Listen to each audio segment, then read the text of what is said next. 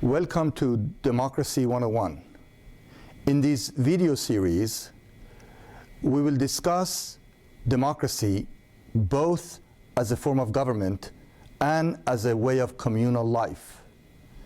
However, before we embark on this journey together, it is necessary to discuss certain key terms and concepts that are the tools of the trade.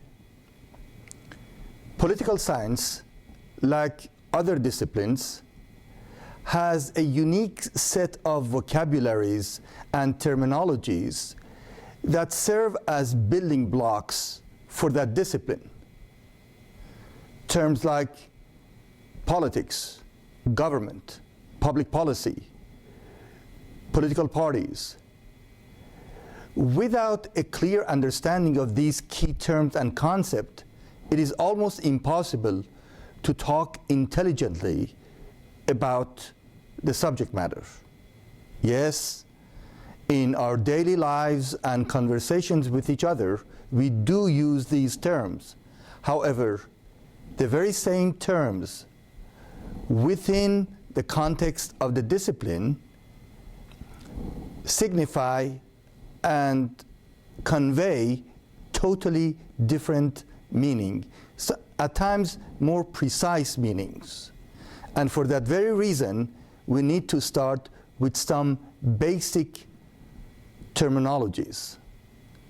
Let's start with the two questions of what is politics and what is political. The term politics itself is controversial. For the start, there is a negativity and pessimism associated with the term politics. Now, this stems from two different facts.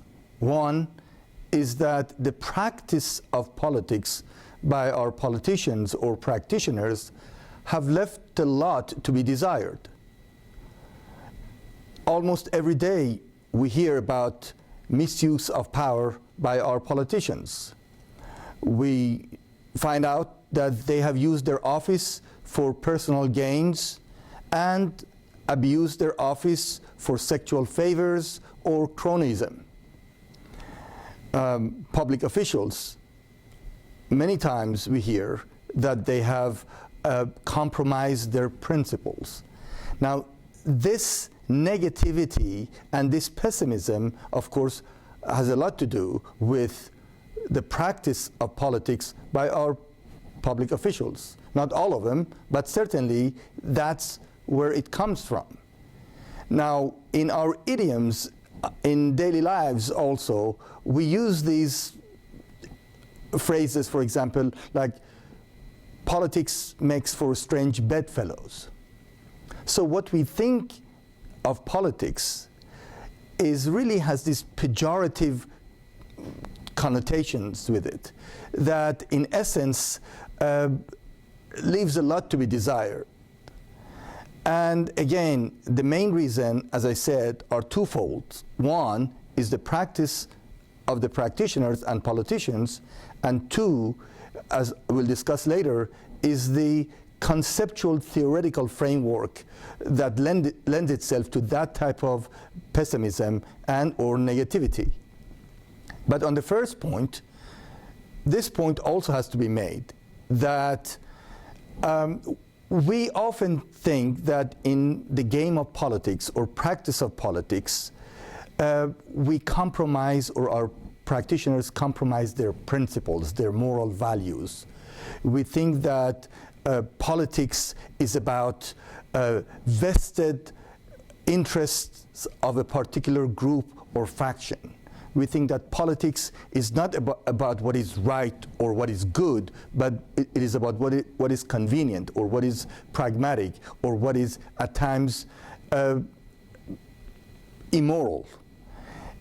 For that very reason, we need to differentiate politics as a science or as a vocation or as a process vis-a-vis these pessimistic connotations that are associated with the term. Now, the second reason for this negativity and this pessimism about politics has to do with conceptual theoretical framework. And that has to do with ideological definitions that some schools of thought have associated with the term politics and what is political. For example, Marxists believe that politics is about false consciousness, fabricated lies, or at times false ideologies. This in of itself is enough to give a bad name to politics and politicians. On the other hand, anarchists also believe that politics is something of a fraud, something unnecessary, something that is imposed on communities. And therefore, this negative connotation of politics has both roots in practical and conceptual framework. So people shy away from politics and politicians, thinking that these negative, pejorative connotations may also pollute their lives and their way of thinking. As opposed to these negative connotations about politics, there is also statements made by Aristotle, for example, that human beings are social political animals, that what distinguishes us is this political life, social life. But also that Aristotle, for example, contends that polis, or the city, is the highest of communities. So on the one hand, we have these negative connotations, and on the other hand, we have this praise for science or political science to be the master science. Therefore, it is necessary to define what politics is. From the get-go, I should tell you that there is no one definition upon which everyone agrees. When I say everyone, I mean not just ordinary people, but political theorists, social political philosophers, and of course, people, our politicians. So there is no one set of definition upon which everyone agrees. Having said that, I think it is necessary to at least have a working definition for our own practical purposes, so when we talk about different types of government, democracy included, we know what we're talking about. Now, the root of the term politics is Greek. It comes from the Greek term polis, or translated as city. But I think a better translation of the term polis should be community. Now, community is much more than isolated individuals. Community encompasses a group of people united with some common heritage, language, values, and culture. Therefore, community is the base of the term politics. Therefore, what is political and what politics is about is nothing but the social political relationship that exists among the individuals in a particular community. As such, politics could be defined as public affairs or affairs of citizenry, that which involves almost everything from trade to conversation, from deciding on building roads or buildings to distributing water, food, and services. It involves everything. So politics refers to the affairs of citizen and citizenry within a given community. As such, politics then becomes a more comprehensive term that has a practical function. Now, the definition that I like, which is also similar to this definition, is the definition of politics based upon another set of questions. Politics is the process of who gets what, when, and how? A big question. Who gets what, when, and how? This definition I like because of its simplicity and the fact that it is very easy to understand. Think of any public policy, any regulations or law, gun control laws, abortion laws, affirmative action policies. Any one of these public laws or actions involves a set of questions: who gets what, when, and how. Now, if you think of politics that addresses or becomes a process by which the decision of who gets what, when, and how are made, then it becomes clear that politics is, in essence, is involved in everything. From allocating goods and services, which is a definition of economics, but also all these different values that we call social political values. In other words, how to distribute these desirable ends that people, individuals in community or collectively are to follow. If we think of politics that way, politics becomes this process of making those decisions. Who will make those decisions defines our form of government. Who gets what, when, and how as a process becomes politics and what is political. Therefore, what is political and what is politics has to do with, in essence, making these decisions: who gets what, when, and how. Now, if you think of it that way, politics becomes much more than economics. In essence, I will contend that politics is also about assigning values, and these values are three basic social political values: the value of freedom, equality, and order or security. In other words, in all of those public policies, and by the way, public policy in this sense is a fancy way of saying who gets what, when, and how, or a fancier way of saying citizens' affairs or affairs of the citizenry, and that's what politics is.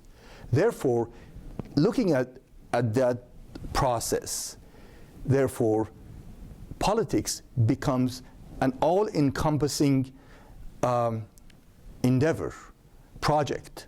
How we decide on these questions of who gets what, when, and how has to do with the type of government and the process that we choose to adopt. Now, if you think any policy, take for example the gun laws. Who should be able to carry a gun? When should they be able to carry a gun? Right? How are they to obtain that gun? When to use their weapon? All of these questions become a question of allocating resources, and there's a cost associated with that. Plus, it has to do with allocating the three values of freedom, equality, and order. Thinking about politics this way make it clear that in a public square or a public arena, we have to decide who gets what, when, and how based upon the values that each society or each community holds dear or upholds dearly. Therefore, thinking about politics really is much more about our average, everyday allocations of these values. Now, I'm going to add something to this definition, and I will tell you how I understand this process. Let me give you another perspective about what is political or what politics is. My understanding is that if you draw a line, a horizontal line, this horizontal line could depict or signify our existential lives, public lives, existential public lives. If you draw a vertical line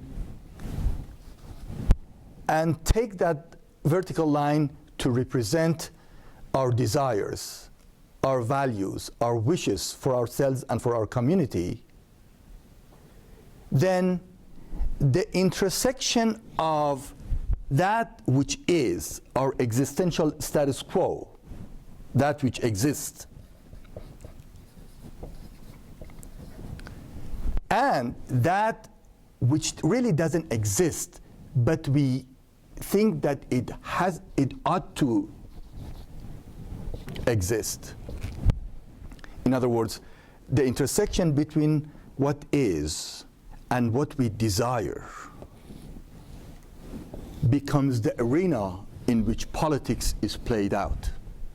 So politics really is based upon the existential state of affairs that really creates a desire for what we think is a value or an aim or a goal to be pursued.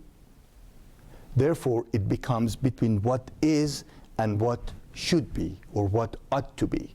Our values, our desires that really has not materialized, and our existential lives that make us desire such values. Now, what is the relationship between the two? I believe that the intersection of these two, from what is and what ought to be, is where the venue or the arena for politics is. In other words, politics becomes the way you materialize, you realize your desires for yourself and your society in a public arena based upon what exists. If we understand it that way, then politics becomes the process by which you realize, you bring to life your desires and your wishes of yourself and your community in a particular manner in line with your existence at a time. Therefore, politics and politics should show you the process, and politicians should show you the way, and at least the means through which you can materialize, you can realize your wishes that are based upon your existential concrete situation. Here you can also see the relationship between theory and practice, what is and what ought to be. Therefore, to summarize, we have made two important points. One, that politics, like many other key terms and concepts, is a controversial topic and issue. There is no one definition upon which everyone agrees. That's one. Two, that politics has to do with the process of decision making in a public arena or a public square. Who gets what, when, and how. A fancy way of saying that is to say that politics is where public policy is made. Politics then becomes the arena in which our wishes and desires coincide with our existential situation. Thank you.